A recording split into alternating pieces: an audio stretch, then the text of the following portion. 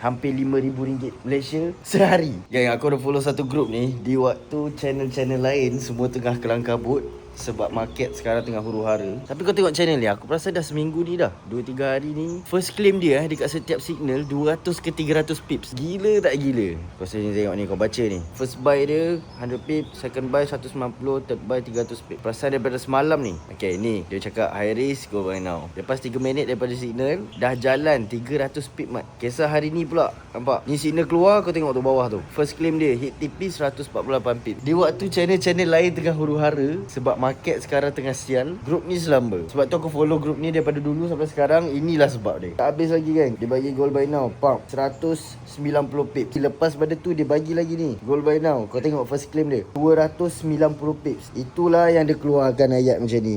So selama aku trade lah aku tak pernah jumpa lagi mana-mana channel yang first claim dia 200 ke 300 pips, kecuali news. Inilah the one and only. Aku buat kira-kira lah untuk orang yang masuk lot paling kecil lah, 0.01.